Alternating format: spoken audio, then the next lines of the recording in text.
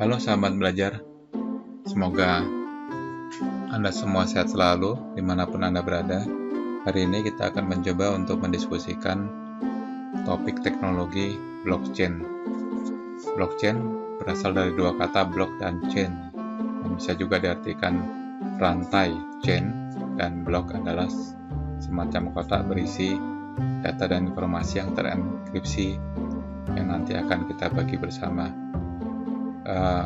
Dalam diskusi ini nanti kita akan membahas pengertian blockchain ya, sedikit mengenai cara kerjanya blockchain dan juga implementasi blockchain pada mata uang kripto yang biasa disebut sebagai Bitcoin, dan Bitcoin adalah salah satu mata uang kripto di luar mata uang kripto lainnya, dan masih banyak lagi implementasi blockchain yang nanti akan juga bisa dikembangkan dari prinsip-prinsip dasar ini. Selamat menyaksikan ya video ini, semoga nanti bermanfaat. Jangan lupa Anda klik subscribe kalau berkenan, dan juga tombol lonceng supaya nanti kalau ada informasi baru bisa di-update segera. Juga nanti kalau memang ternyata bermanfaat, boleh juga klik tombol like. Selamat menyaksikan.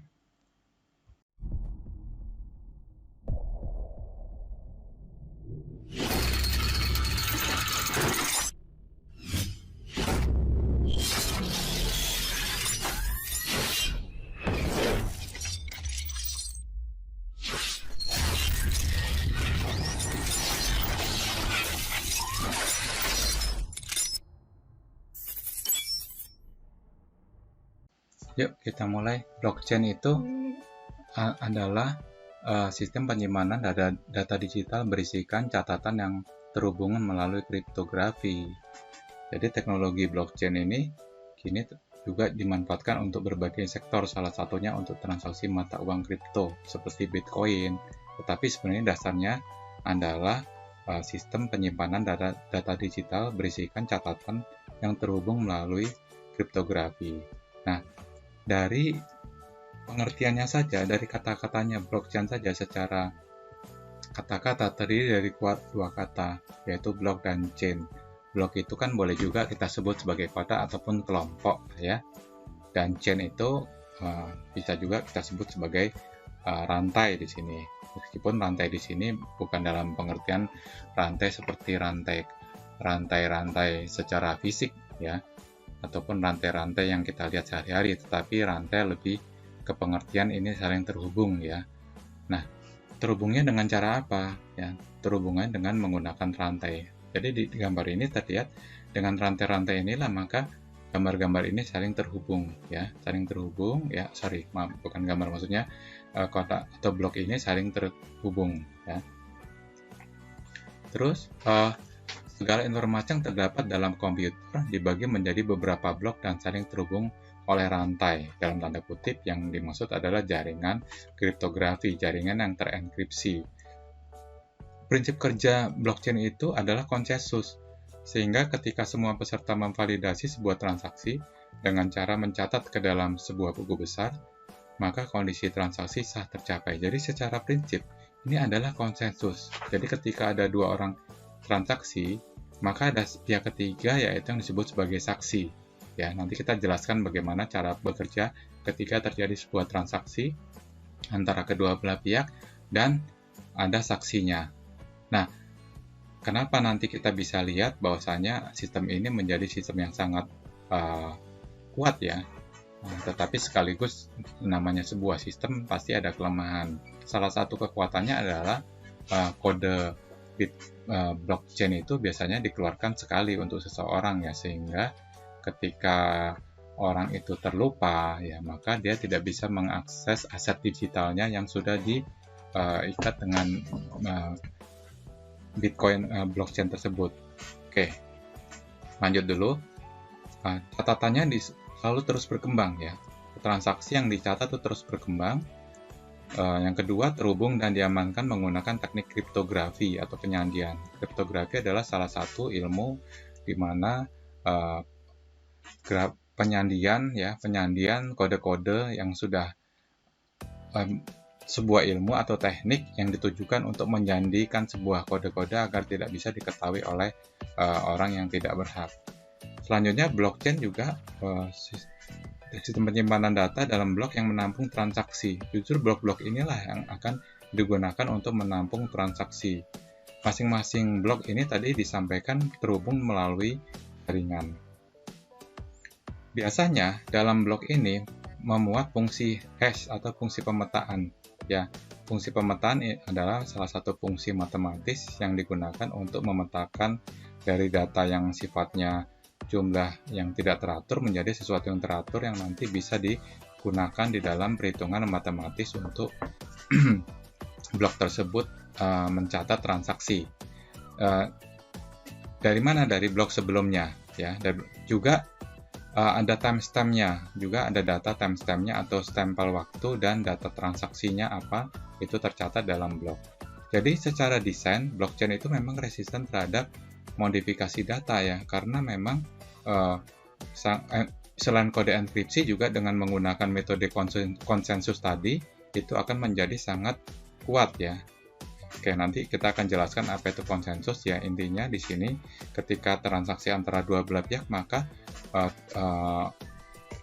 pihak ketiganya itu banyak pihak ketiga yang akan menjadi saksi yang membuat sistem ini menjadi sangat kuat ya untuk dan tahan terhadap modifikasi dan juga pembajakan. Blockchain merupakan sebuah buku besar terdistribusi yang terbuka dapat mencatat transaksi antara dua pihak secara efisien. Oke. Implementasi blockchain ini sekarang banyak ya digunakan untuk cryptocurrency ya, seperti Bitcoin. Bitcoin adalah salah satu mata uang kripto yang paling besar saat ini, meskipun banyak juga yang sekarang bertumbuh ya. Yang baru-baru ini misalnya ada yang disebut Ethereum ya. Ada Ripple, Litecoin, Nubits, Paycoin, dan Dogecoin, dan seterusnya. Dan Bitcoin hingga saat ini lebih paling besar.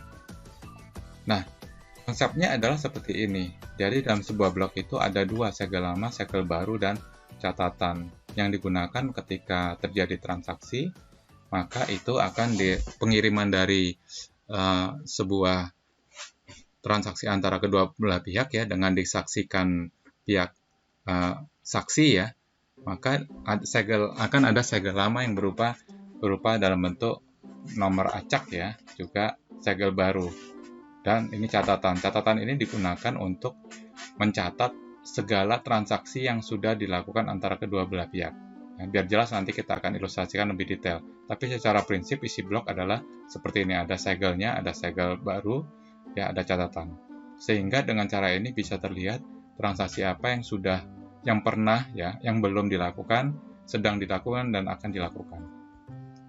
Nih, mungkin kita bisa lihat cara kerja blockchain ya. Ini blockchain berbeda dengan Bitcoin ya. Blockchain itu tadi sudah dijelaskan, itu salah satu metode untuk transaksi ya, salah satu metode data ya.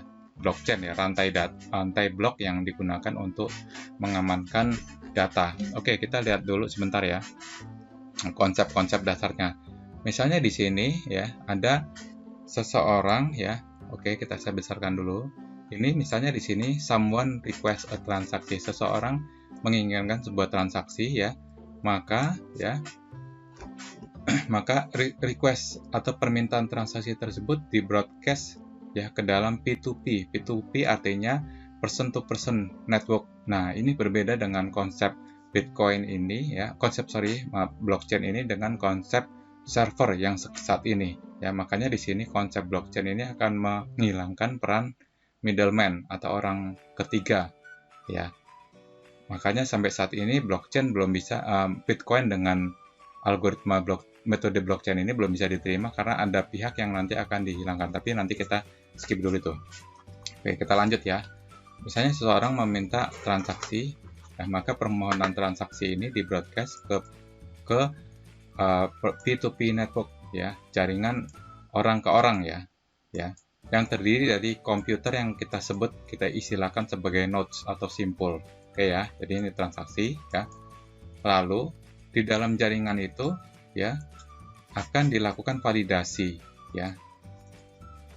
Nah, validasi transaksi dan status pengguna itu, ya, penggunaan status pengguna itu menggunakan algoritma yang sudah disepakati, ya, algoritma blockchain, ya. Nah, lalu ketika memang transaksi atau permohonan transaksi ini sudah divalidasi, jaringan ini blok ini jaringannya ini akan melakukan verifikasi nih, masing-masing katakanlah ada 4 saksi, ya, 4 saksi melakukan verifikasi, ya. Jaringan ini melakukan verifikasi, maka transaksi ini dinyatakan sudah terverifikasi. Jadi verifikasi transaksi itu dapat mencakup mulai cryptocurrency, kontrak, ya, record, dan informasi yang lainnya. Ya. Sekali terverifikasi, transaksi dikombinasikan dengan transaksi yang lain itu membentuk blok baru, ya, kotak baru dari data untuk buku besar, ya. Nanti setelah transaksi dimasukkan ke dalam buku besar, ya, kotak yang baru tersebut ditambahkan ke dalam existing blockchain, ya, jadi dalam rantai blok yang baru. Nah, ini adalah sebuah cara di mana blockchain ini merupakan metode di mana ini permanen, immutable, ya, tidak bisa dihilangkan, tidak bisa abadi atau kekal. Nah, maka di sini dinyatakan transaksinya dinyatakan yang komplit. Nah, cryptocurrency juga salah satu mata uang digital yang menggunakan metode blockchain, ya, dalam melakukan transaksinya. Ya. Nah, di sini cryptocurrency itu adalah merupakan medium atau media untuk pertukaran, dibuat dan disimpan secara elektronik di dalam blockchain menggunakan teknik enkripsi untuk mengendalikan pembuatan unit-unit keuangan dan untuk memverifikasi transfer keuangan. Makanya di sini untuk contoh terbaik dalam blockchain itu adalah Bitcoin, ya. Oke, teman-teman, ya, semoga paham untuk cara kerjanya dulu, ya. Kita akan coba contohkan infografis pengiriman uang atau Bitcoin atau uang digital, ya. Kalau Bitcoin kan sudah merek, ya, mungkin cryptocurrency saja, ya, menggunakan metode blockchain. Misalnya di sini Alice wants to send money to Ben. Misalnya Alice mau mengirim uang ke temannya Ben. Ya, maka kotak pertama dibuat secara online yang merepresentasikan transaksi tersebut. Nah, blok ini di-broadcast, ya, disebarkan P2P, ya, ke semua orang, ya, yang bersedia untuk menjadi saksi di dalam jaringan. Nah, ini yang saya maksud tadi. Jadi, Ben ingin mengirimkan uang. Nah, ini ada banyak saksi. Nah, saksi-saksi inilah yang kita sebut sekarang sebagai miner. Ya, miner, ya. Miner ini, saksi ini akan menyelesaikan perhitungan matematis, ya, untuk memverifikasi, ya, untuk menghitung secara matematis, menyelesaikan perhitungan matematis dan memverifikasi. Nah, inilah yang kita sebut sebagai miner. Nah, inilah sebenarnya ide blockchain itu adalah ide kerakyatan. Ini sebenarnya dilakukan oleh semua orang di dunia bisa. Jadi miner itu sebenarnya pelaku. Jadi ada 3 pihak, ya. Di sini ada Alice, ya, satu pihak. Yang kedua adalah Ben, nanti akan penerimanya. Lalu ada saksi atau miner, para miner ini. Ya, jadi miner di sini jangan diilustrasikan atau digambarkan orang yang menambang membawa pacul kemana, bukan, tetapi miner adalah melakukan perhitungan matematis untuk untuk memverifikasi apakah data tersebut benar atau tidak. Nah, sekarang kita bisa bayangkan kalau miner ini banyak, ya, ribuan, ya. Kita anggap saja cuma 5, ya. 5 pun juga, makanya tadi disebut sistem ini akan sangat sulit untuk dihack. Artinya ketika ini diverifikasi, ini harus bersamaan. Jadi kalau orang mau menghack, ya, itu harus bisa menghack keseluruhan, yang tidak mungkin, ya, tidak mungkin, ya. Lalu dari sini setelah diverifikasi valid, ya, bahwa diperiksa bahwasanya si Alice memang di dompet digitalnya punya uang 10.000, ya. diperiksa ya dengan menggunakan tadi gambar di atas ya, dengan ada buku catatannya. Itu di blog itu kan ada catatan tadi, ada catatannya, ada stempelnya, waktunya, terus juga ada segel lama, segel barunya. Diperiksa, setelah itu cocok ya, menyatakan sesuainya setuju ya, setuju, maka ini dinyatakan ini bisa dilanjutkan ke transaksi berikutnya. Nah, inilah yang disebut miner, inilah mendapat upah atas kerja mereka melakukan perhitungan matematis dan sekaligus memverifikasi data dari transaksi. Nah, inilah yang disebut sebagai, sebenarnya idenya adalah ekonomi kerakyatan ya. Jadi distributed system ya, bukan server berbasis server yang besar yang bisa dimiliki perusahaan besar. Lalu selanjutnya, step selanjutnya adalah Ben menerima uang dari Alice ya, menerima ya, lalu the block setelah menerima langsung blok yang tadi sudah diverifikasi ditambahkan ke dalam rantai yang menyediakan catatan yang permanen, tidak dapat disangkal, non repudiable ya, dan transparan ya dari transaksi tersebut. Terus ini 4 dulu ya, nomor 4 dulu ya. Setelah oke ya, saya koreksi. Setelah ini blok di broadcast ke jaringan ya, sudah selesai ya. Lalu jaringan itu menyetujui bahwa transaksi ini valid ya. Ini valid ya, diperiksa, valid ya para miner ini. Semua saksi seluruhnya menyatakan bahwa ini benar uangnya si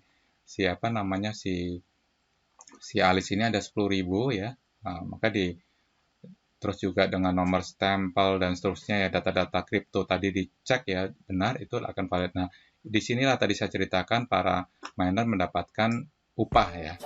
Nah, lalu blok ini akan ditambahkan ke dalam rantai yang memberikan catatan transaksi yang permanen, tidak dapat disangkal, dan juga transparan. Ditambahkan blok ini, lalu Ben menerima uang dari Alice. Nah, itulah kira-kira teman-teman ya untuk gambaran cara kerja blockchain ya. Pertama, implementasi blockchain dalam Bitcoin ya teman-teman ya. Terus dengan cara inilah kita bisa memahami apa itu yang disebut dengan aplikasi blockchain ya, cara bekerjanya blockchain. Nah, sekarang ada beberapa hal juga yang perlu kita ketahui. Kenapa kok sekarang semakin sulit ya kita menjadi miner? Nah, ini mungkin yang akan agak penting ya, karena sebagaimana juga sifat dunia bahwasanya semakin mengingat ini adalah peluang yang besar ya. Yang dulu miner ini seharusnya idenya dikerjakan oleh rakyat, oleh kita bersama-sama ya, menggunakan laptop biasa saja ya. Sekarang banyak perusahaan mendirikan miner farm ya, atau perusahaan besar untuk melakukan penambangan, khususnya bicara mata uang Bitcoin ya. Kalau yang lain-lainnya masih ada peluang kita bersama-sama. Nah, di sini dengan harga kalau dulu kita menggunakan GPU saja untuk melakukan miner ya, sekarang tidak bisa ya, karena ini sudah terlalu besar, karena para perusahaan besar mendirikan perusahaan-perusahaan khusus untuk menjadi penambang Bitcoin. Nah, dia tentu menggunakan prosesor yang besar yang kita sebut sebagai ASIC miner ya. Nanti Anda bisa cek di Google ya, ASIC miner itu singkatan apa ya. Nah, itulah oleh karena itu ide Bitcoin untuk menggerakkan ekonomi kerakyatan, artinya dikerjakan secara gotong royong ya, kembali lagi jatuh ke tangan perusahaan-perusahaan besar, meskipun sistemnya masih tetap peer-to-peer, tapi peer-to-peer di sini peer-to-peer yang sifatnya sudah perusahaan-perusahaan besar ya, karena harga untuk ASIC miner sudah tidak terjangkau ya, udah puluhan juta untuk satu ini dan akan tidak efisien ketika kita berinvestasi cuma sedikit, belum lagi listriknya. Kalau dulu tetapi peluang itu masih ada untuk untuk blockchain, untuk mata uang kripto yang non Bitcoin ya. Misalnya sekarang yang Ethereum yang baru-baru ini sedang hype. Mungkin itu dulu teman-teman untuk gambaran sekilas apa yang disebut blockchain dan implementasinya terhadap Bitcoin. Nanti kita lanjut lagi setelah ini untuk contoh-contoh yang lebih detail kalau memang diperlukan. Tapi jangan lupa teman-teman nanti kalau memang bermanfaat boleh juga sih di share ya, subscribe ya, tombol lonceng juga boleh dikasihkan. Kalau Anda suka boleh like. Terima kasih, sampai ketemu di kesempatan berikutnya ya. Terima kasih sudah menyaksikan. Jangan lupa klik subscribe dan lonceng. Sampai bertemu di lain kesempatan.